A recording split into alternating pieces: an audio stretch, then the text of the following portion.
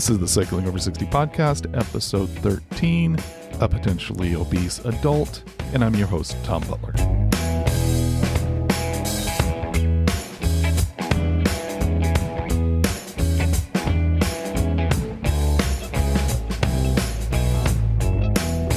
One month ago, and I will see if all this work has prepared me to do the 206 mile Seattle to Portland ride organized by the Cascade Bicycle Club. Last week, I decided to ride 200 miles in 4 days to see what I might learn by doing that. I recorded reports each of the 4 days. Let's jump right in with those reports. Okay, here's my report for day one. Of course, I went 50 miles. I did it at an average pace of 14 miles an hour. And that left me at 3 hours and 36 minutes of moving time and about 4 hours and 33 minutes of elapsed time. I took almost an hour of breaks along the way. I'm pretty sure I could have shaved at least 15 minutes off of those breaks. If I was able to maintain that pace, then that would have us doing 100 miles in about twice that, except we'd have to factor in stopping for lunch. But that's like a 9-hour day. So even if we did an hour for lunch, that'd be a 10-hour day. That would not be bad at all. I, again, benefited. My heart rate wasn't the issue. My legs do feel pretty tired because I was pushing higher gears at lower RPM. It's going to be really interesting to see tomorrow about how my legs feel, how they recover. I did have a little bit of a scare around 40 miles. My left knee started complaining a bit. I stretched out. I did some other things, but I'm still nervous. Again, that'll be really interesting to see tomorrow when I get on if I develop a knee problem. That would be really disappointing. It seems like the strategy I have for getting in water, getting in food is working. I feel good about that. We'll just see how the other days go. 1 down, 3 more to go. Well, I finished day 2, another 50 miles, so I'm 100 miles in. Today, I felt weaker than yesterday. I feel like my muscles were hurting, were suffering, so I felt like I had to back it off a bit. This ride, I thought that would mean that my average would be worse. My average miles per hour would be worse, but it actually was 14.1 instead of 14 yesterday, so that was really interesting. I guess I can back off a little bit. I'm still really intrigued by the fact that it seems like by pushing higher gears, my legs are really working hard. My quads are really working hard, but it has a positive effect on my heart rate. So my average heart rate for this 50 miles was 125, which is awesome. I didn't get above 140 beats per minute. I don't know if some of that's just being in better shape or if that's all the strategy of lowering my pedal cadence. One thing that was a bit hard today was I left pretty early, as I have been doing, to get the rides in before noon, and it was raining and about 56 degrees. The ride starts out going downhill, and I was freezing. I could have, if I would have been thinking, I would have thrown on some tights, but it made for a cold start of the ride. Once again, I set some personal best times going uphill. My legs do feel very tired after that ride. It'll be interesting to see how they feel tomorrow as I do the third 50-mile ride. I am feeling my left knee. It's definitely triggering, but I didn't feel it until I got to about 50 miles again. So by giving it a rest, it does seem that the inflammation goes down in between rides. I won't have that luxury when I'm doing the STP, but I'm still hopeful that I can learn something about managing the bursa, something that will help me make sure that it doesn't get inflamed and cause a problem after 50 miles when I'm riding 100 miles straight. Here's a report for day 3. I completed another 50 miles, so that's 150 miles total over 3 days. So I'm on track to do 204 days. I woke up this morning pretty sore. The last 2 days I have ridden early in the morning, but today I ended up riding in the afternoon, which means that I experienced more of the stiffness in my legs in the morning. And I was really sore, really stiff. Went for a drive for about 30 minutes. And when I got out, I was just incredibly stiff. So I was a little bit nervous about hitting the trail, feeling like my legs were really doing a lot of healing from the last 2 days. And when I hit the trail, I really felt it. So I backed off.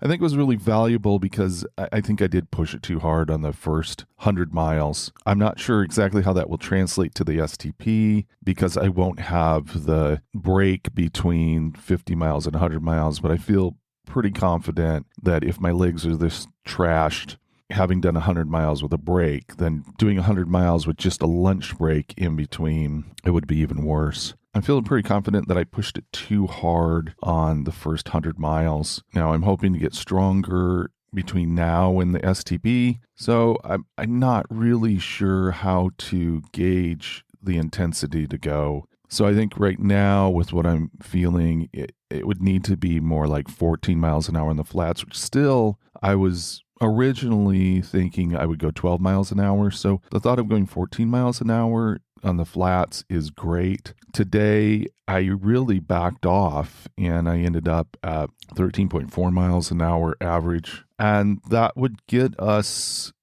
to the finish line at a reasonable time, to the end of the day, the first day, and to the finish line the second day at a reasonable time. So 13 miles an hour is great, especially, 13.5 or even we could average 14. There's a whole lot of things to take in an account there that I won't go into, like where the hills are and things like that. But I feel pretty good, even though I had to back way off today. Feel good about where I'm at. I don't know what's going to happen tomorrow. My legs feel totally shredded. I don't know if I'm going to wake up and just be so sore that I'm just not going to be able to complete this challenge. And that would hurt,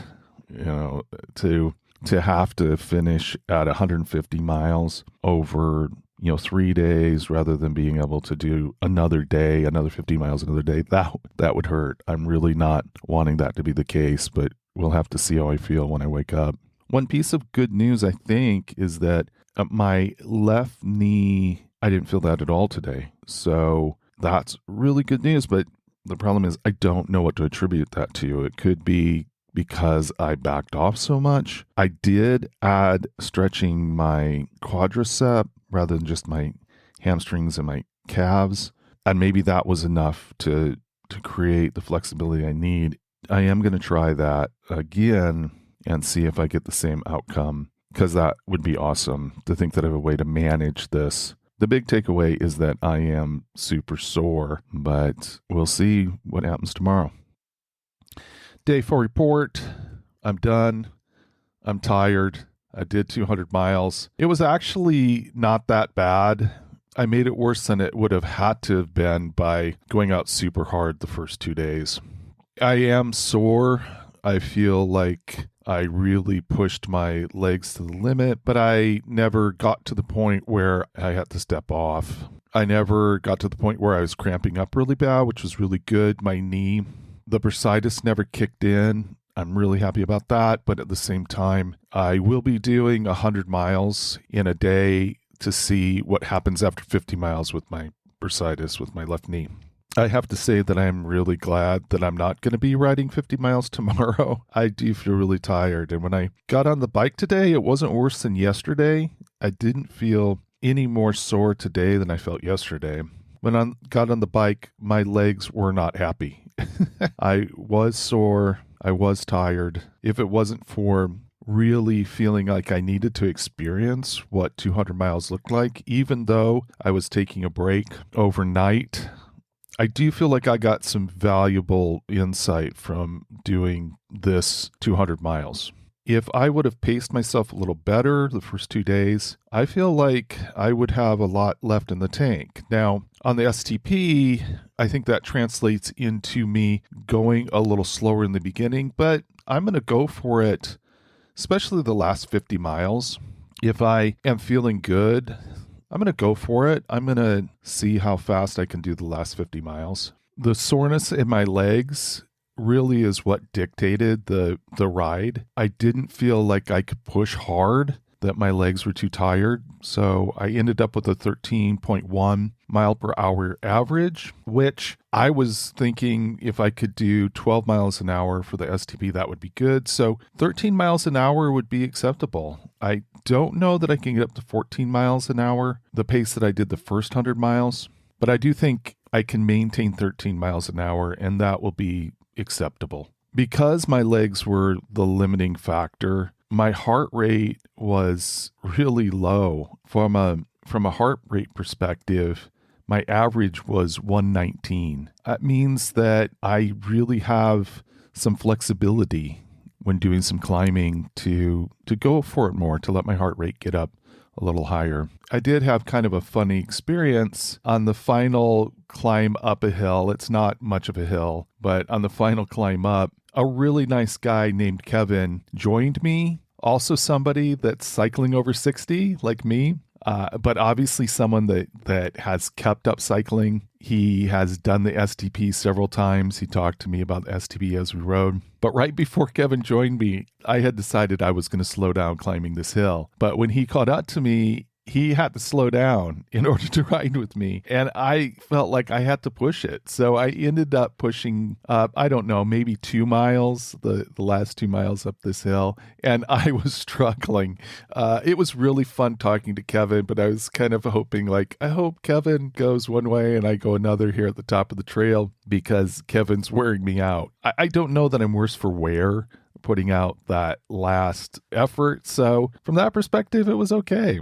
But if Kevin wouldn't have joined me, I definitely would have slowed down some. I was feeling it pretty good. I'm going to be really interested to see if in the morning my legs are more sore than they have been. I definitely feel it. I definitely feel just overall exhausted. I ended up spending 4.5 hours with 3.5 moving. So I had a good hour in there of stopping. I grabbed some food. I stretched. I rested. There were a lot of stops in there, but that 4.5 hour pace to go 50 miles, that would be a 9-hour pace on the STP, which would not be terrible. I am really glad that I didn't cramp up. I feel like my strategy for getting in minerals and salts while I'm riding is working. I also feel that my amount of food intake is good. I think this is my last challenge. Now, I feel like I've learned everything I can learn from riding. I just need to get out and continue training. I do want to ride 100 miles and see that the stretching that I'm doing is working for my knee issue. But all in all, I think I've done the information gathering that I've needed to do. And now it's just a matter of improving as much as I can until the STP.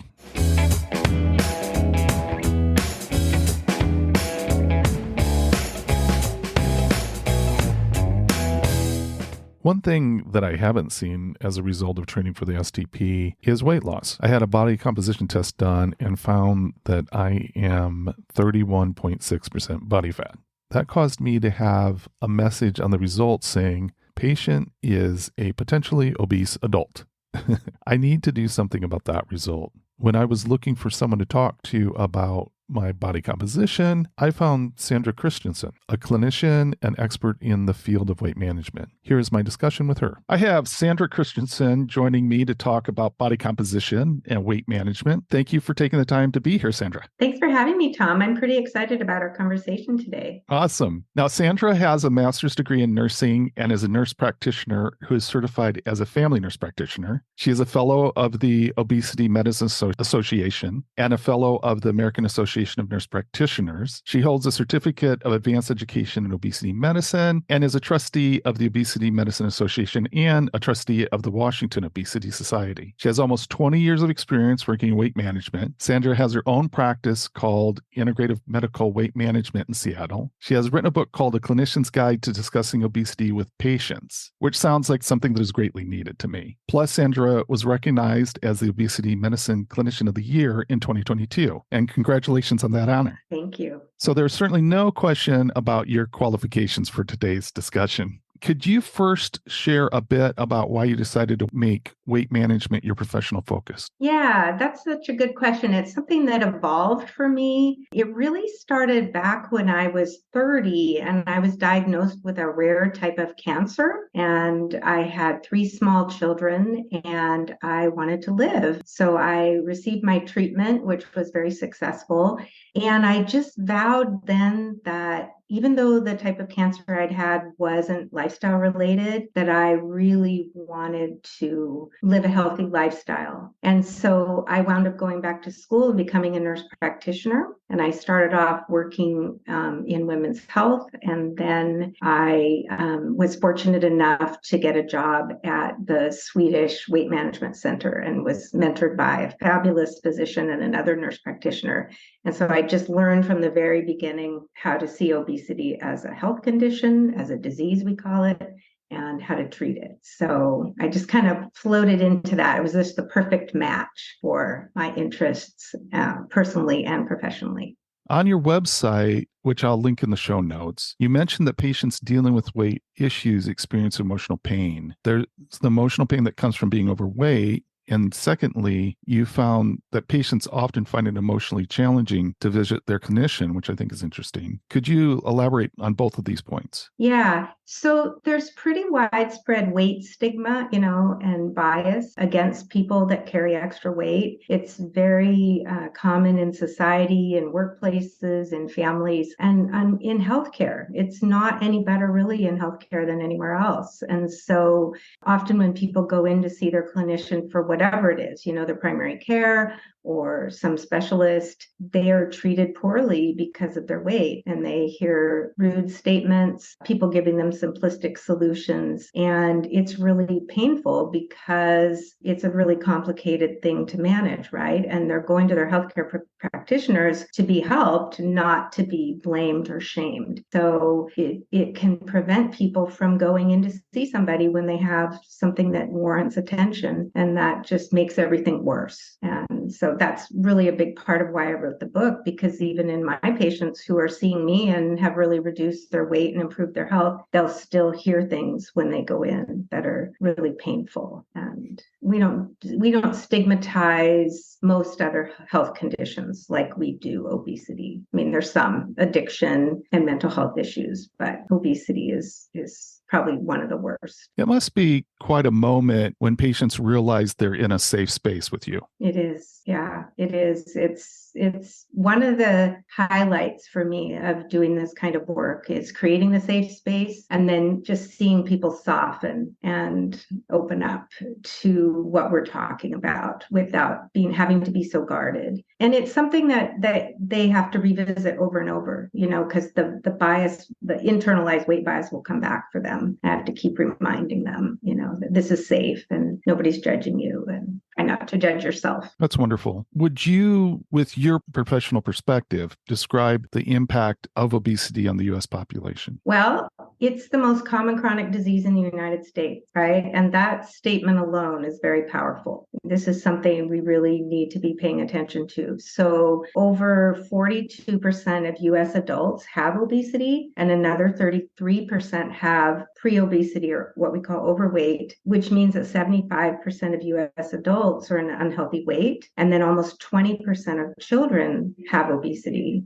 And then a significant portion have, overweight or pre-obesity. So it's something that is affecting the healthcare system and society in a big, big way, because there's so many complications that come from carrying extra weight. And our system is really focused on treating those things rather than getting to the root of it, which is obesity. And every year, the statistics get worse. And those figures I gave you are pre-pandemic figures. So I think they're still compiling what it is now. And I bet those numbers are way higher. I mean, it's expected to be 50% of US adults have obesity by 2030. Well, I went in recently and had a scan to assess my body composition. Initially, I was looking for a place to do underwater weighing because many years ago I did that, and I really felt like that was a good look at my body composition. Couldn't find a place this time, so I opted for DEXA. Could you discuss the limitations of a scale and provide some insights into different methods for assessing body composition? Yeah. So a scale just gives you your mass, right? It gives you your total body weight, but it doesn't tell you anything about the composition of the body. And the three main things that we want to know, or the two main things, at least for obesity management, are body fat percentage and then muscle mass. A DEXA will also give you your bone mineral density, which is also very helpful. And that is an important measure of health as well. And the underwater weighing, we don't really do much anymore because DEXA has really replaced it, and that's why you couldn't find it. But that used to be the gold standard. And so there's different ways to measure it. DEXA is one of those. Then the bioimpedance scales is another way that's commonly used. My results weren't really surprising. My body fat percentage was determined to be 31.6%, which resulted in a note on my report stating patient is a potentially obese adult. This didn't surprise me because of my shape right now. I also noted a note that indicated that 31.6% was at the 84th percentile of the young normal population and the 58th percentile of an age-matched population. I interpret this as indicating that 31.6% body fat is quite common in adult men my age. Could you comment on that? Yeah, it is. We just talked about the statistics, right? That we just see more and more obesity, and in particular, not in your case, but the severe obesity, the class 3 obesity is really increasing. And, as we age, our muscle mass starts to decline, and then it's replaced by body fat. And that starts happening probably in your late 30s, mid to late 30s. And then it just continues to decline for the rest of your life. And so that's why it's important to intervene and really try to maintain the muscle mass you have and then build more. And when you do that, then that reduces your body fat percentage. We also want to do things to reduce the body fat as well. As I mentioned earlier, you're involved pretty heavily on the national level and at the state level in obesity medicine. I'm wondering, from those professional organizations, it seems like we've not yet turned a corner, or we've not kind of turned things around, because this isn't a new thing to be focused on obesity. So are you optimistic as a whole? Are professionals optimistic, or what's that like? Yeah, I've been doing this, as you said, almost 20 years. And there's times when I just think we're not getting anywhere. And then other times when we make these leaps forward where I think, oh, we're really making some progress. What is changing is that more and more clinicians are aware that obesity is a disease, that they see it as a disease, not as a moral failing or a lifestyle choice or just this lack of willpower. And so that is shifting, even though we're not there yet. And one thing that's been happening probably over the past 6 to 8 months is a lot more talk about Ozempic and Wegovy and all these medications. And so there's almost every day there's an article in the paper about it. And I'm even noticing a shift where they're starting to quote obesity experts, and they're who are, teaching the public that obesity is a disease. And there was a great segment on 60 Minutes at the beginning of the year that had some of my colleagues in it that were talking about that too. And so I think that's probably what's going to make the bigger difference than educating clinicians, because patients are coming in and asking, hey, I hear there's things out there. Can you help me? And I think that's going to start to change things. I will also say that as someone who educates clinicians about obesity, that, even 5 years ago, there wasn't as much interest in it. And now when I speak, like I'll be at the AAMP conference next week in New Orleans, and people just fill the rooms now at those professional conferences. So that's shifting, but we still have a long way to go, and we really need policymakers and insurers to start covering obesity treatment, and we need clinicians that know how to treat people. Interesting. It's a 2 steps forward, half step back, 1 step back all the time. Gotcha. Yeah. I had cycled for over 1,000 miles between last November and when I did the scan. That roughly equated to about 100 hours on the bike. However, I lost very little weight.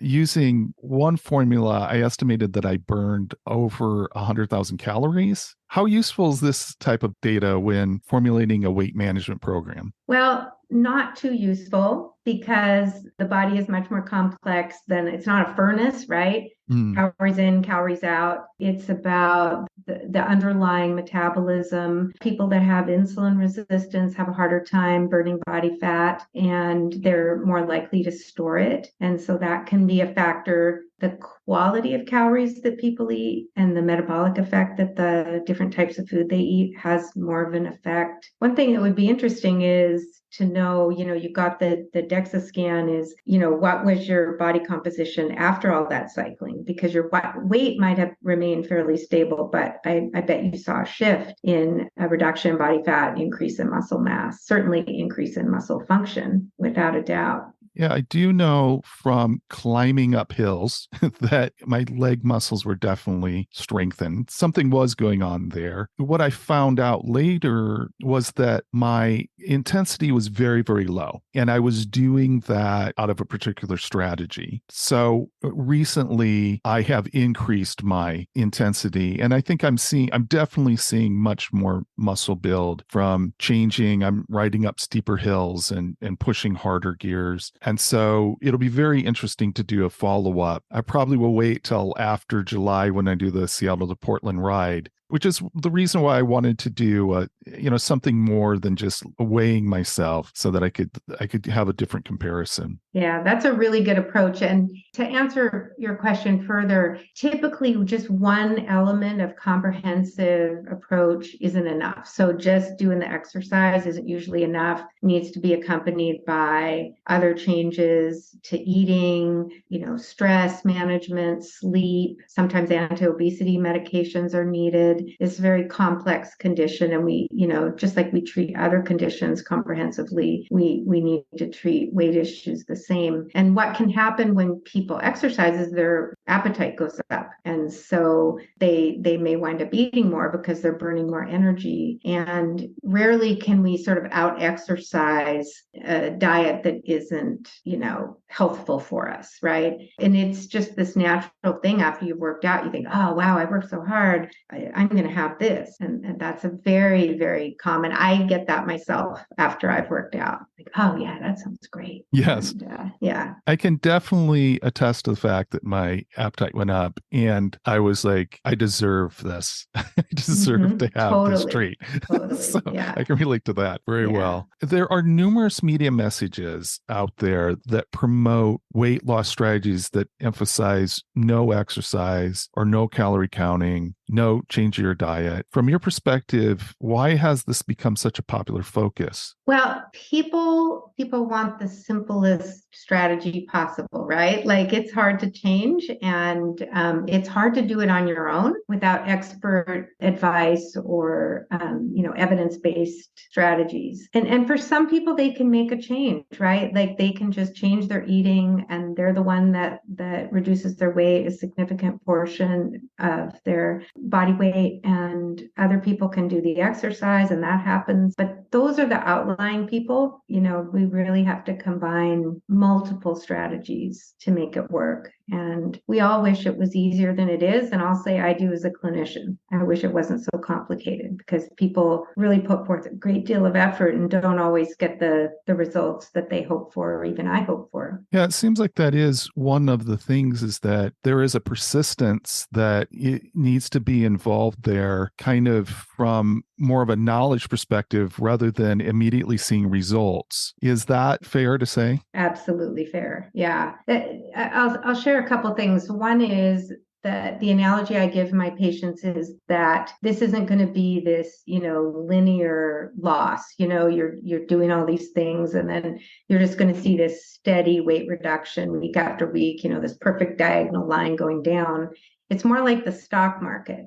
It's going up and down all the time. your body weight fluctuates for all kinds of reasons. And it doesn't mean that what you're doing isn't effective. It's just not immediately effective. Sometimes especially as we get older, there's a lag between the changes we make and either our weight going up or down that surprises us. The other thing that's at play is that when we reduce our weight, the body metabolically adapts to that. And what it will do is it'll increase hunger hormones and decrease satiety hormones and even reduce resting metabolic rate. And so, evolutionarily, the body is afraid that you're not going to have enough body fat for times of starvation. So that's the mechanisms that are in place. And so people all of a sudden are more hungry, they start eating more, or they don't, but their body is still either plateauing or starting to regain weight. And so that's really frustrating for people. And if you don't know that that's a reality, you can think you're not trying hard enough or something's wrong with you, or other people that don't know that can say, well, you must be doing something, or you wouldn't be having such trouble reducing your weight further,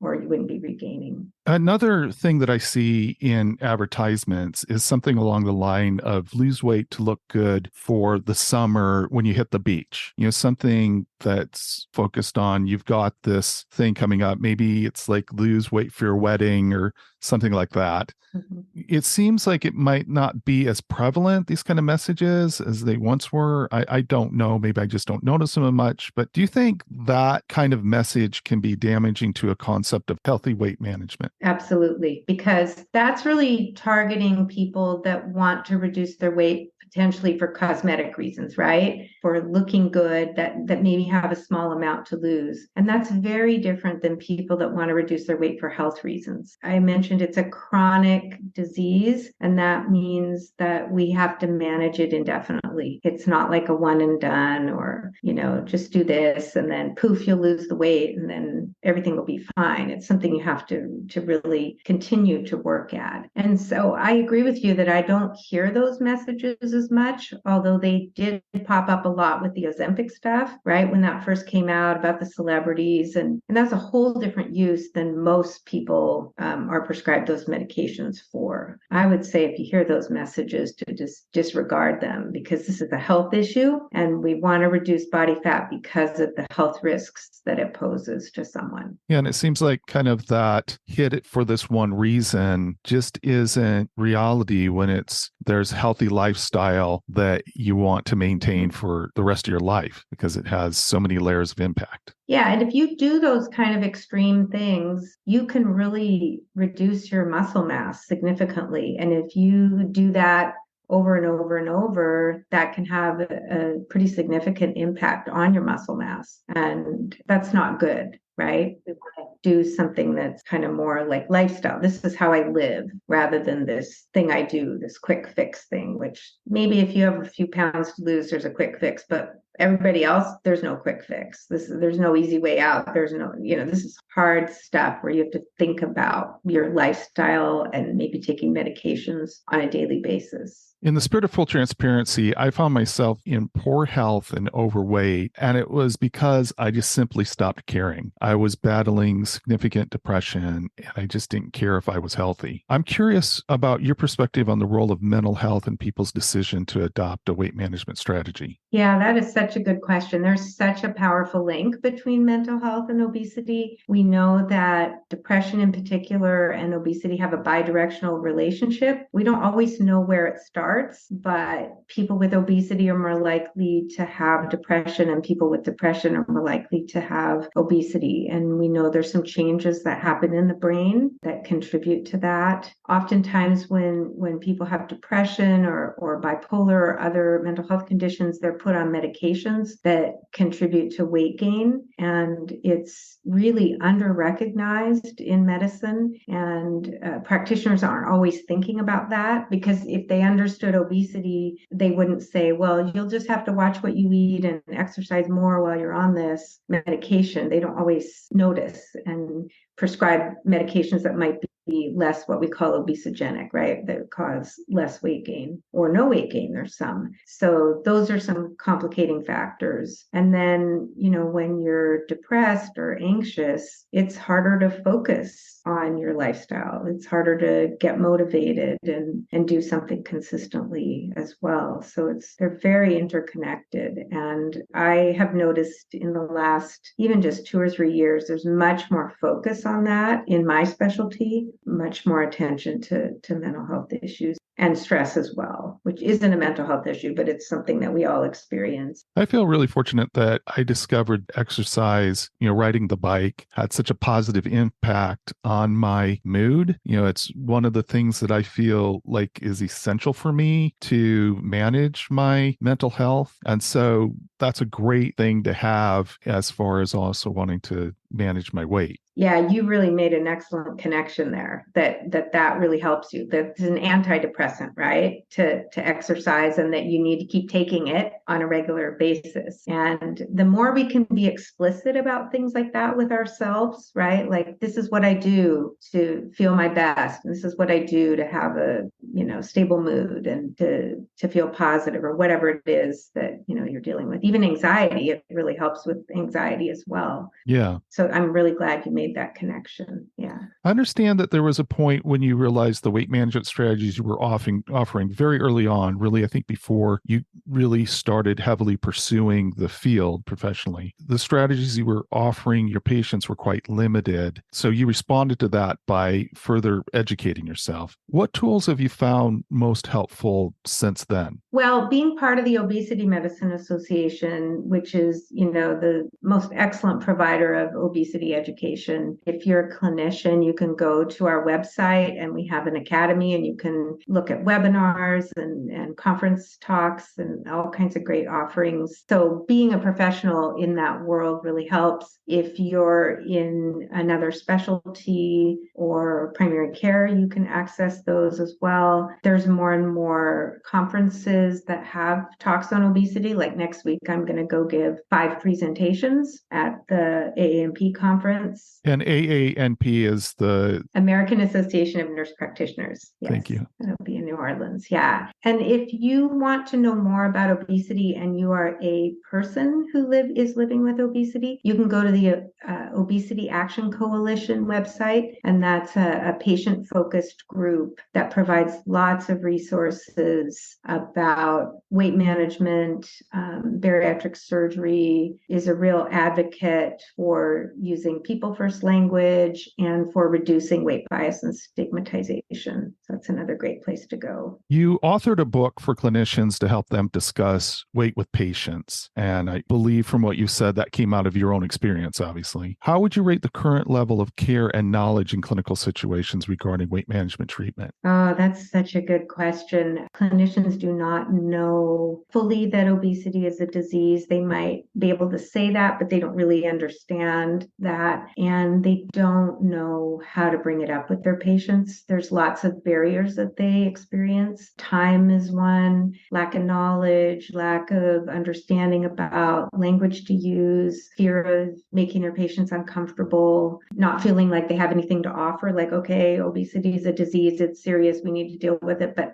I don't have any resources. I don't know how to treat it. I don't know about specialists. I don't know what to do. So those are barriers that clinicians have. And I wrote that book to be really like a handbook that isn't cumbersome, that like goes through obesity is a disease. Here's weight bias. Here's the effects of it. Here's how to recognize it. Here's how to reduce it. And then really practical strategies about how to set up an office that's accommodating and comfortable for people with obesity, how to teach your staff, and then lots of vignettes of how to bring it up and how to manage it, the conversations, and the fact that your patient might not respond immediately to your first effort. And so you just respect that and bring it up again. What an awesome resource. That's fantastic. The main focus of this podcast is cycling, but it's more broad than that because it's about maintaining health as we age. It's following my journey as I work on changing things so I can use cycling as the heart of an overall health program. Talked a little bit about aging and maintaining a healthy weight, but I'm wondering what are some things that you do differently if you've got an older patient than a younger patient? Yeah, that's such a good question. And I find that my population of patients is become older people are coming in to see me. And so these are conversations that I have pretty regularly,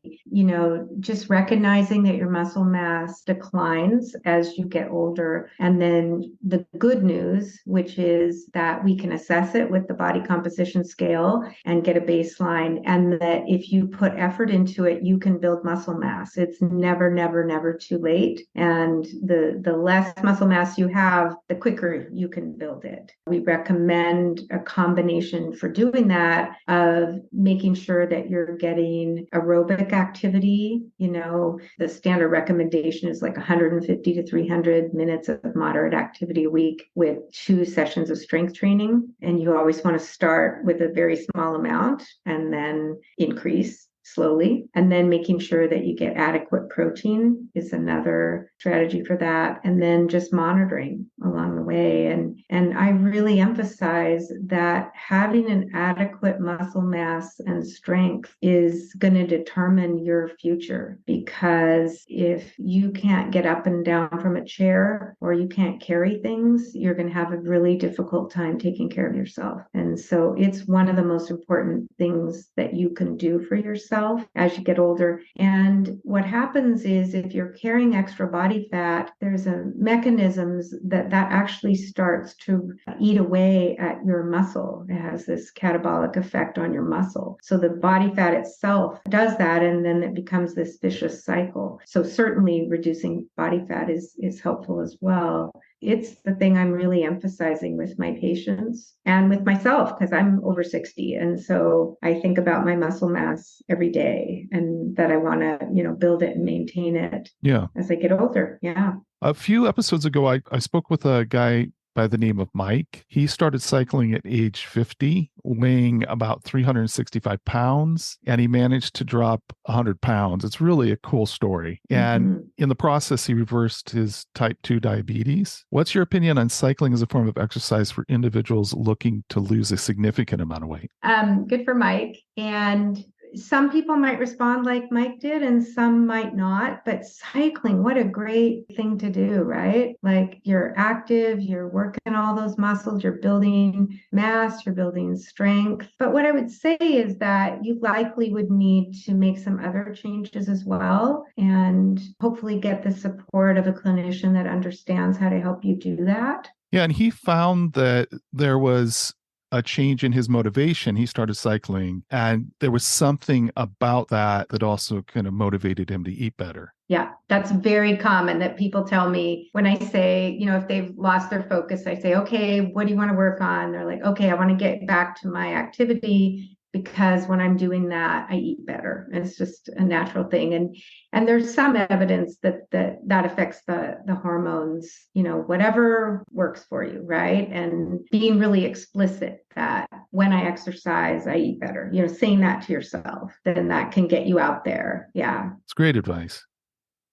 So looking ahead, what are some of the cultural, medical, and technological changes that you believe will impact the clinical field of weight management treatment? Well, several things. One is that body composition analysis is becoming more common, and there's much more focus on body composition over BMI. BMI was never developed to really assess an individual patient. It was developed to assess populations and health risks. And I see more and more clinicians, even those that don't specialize in obesity, becoming aware of that and talking about that. There's more obesity specialists popping up all over the place, which is great. We sure don't have enough enough, but there's, growing momentum.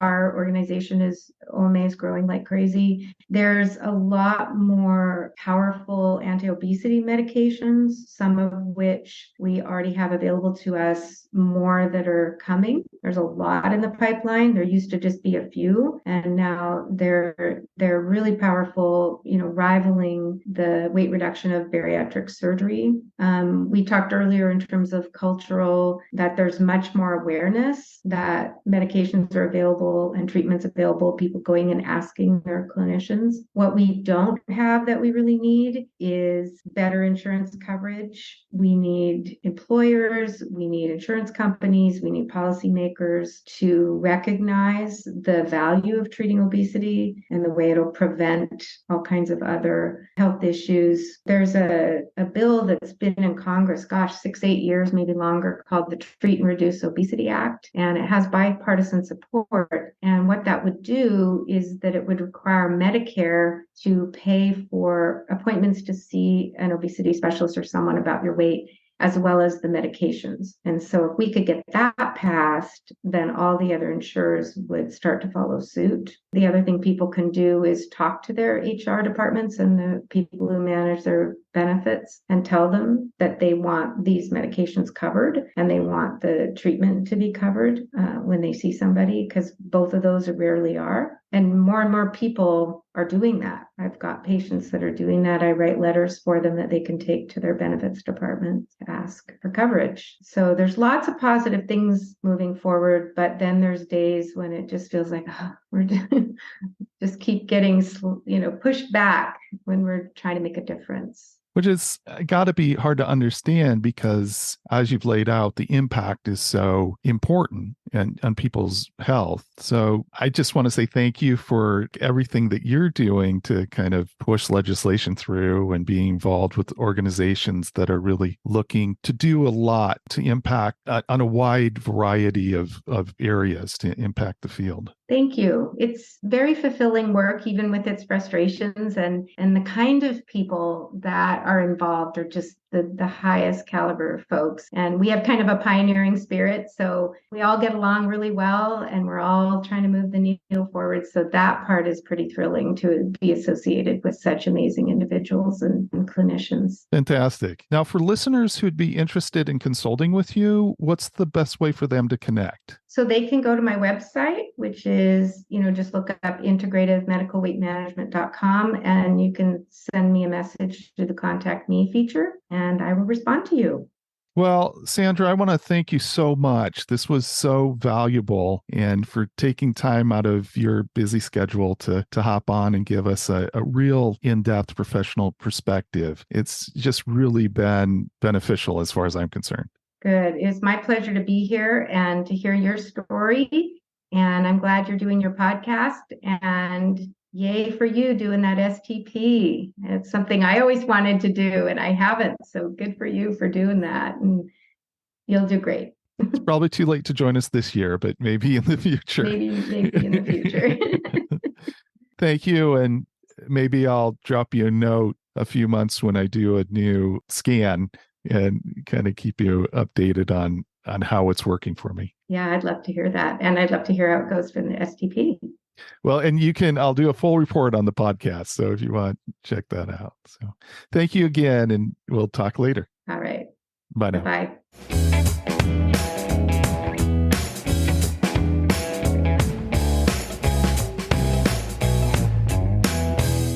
Well, that discussion with Sandra brought two things to my mind. First, I need to look at obesity as a chronic health condition. I don't have a tendency to do that. I look at it as something that I've struggled with, but it's a temporary thing. I'll lose weight and I'll be over it. But I think the truth of the matter is, for me, it is a chronic health condition and it's my biggest risk. It's the thing that I need to manage the most if I'm going to be healthy. Making that shift to really put it in the realm of diabetes, or if I had cancer or another disease, I need to have that frame of reference for obesity. The second thing is, I'm going to find a clinician that specializes in weight management. I would do that if I had cancer and I needed an oncologist. So it makes sense to me to do it. If I'm going to look at obesity as a chronic health condition, then it makes sense for me to find a medical specialist in that field. I'm not going to do much with this until after the STP. I might change my training a little bit, thinking about burning calories more, but I don't think so. I think it will be something that I'll take on after I've already completed the challenge of the STP.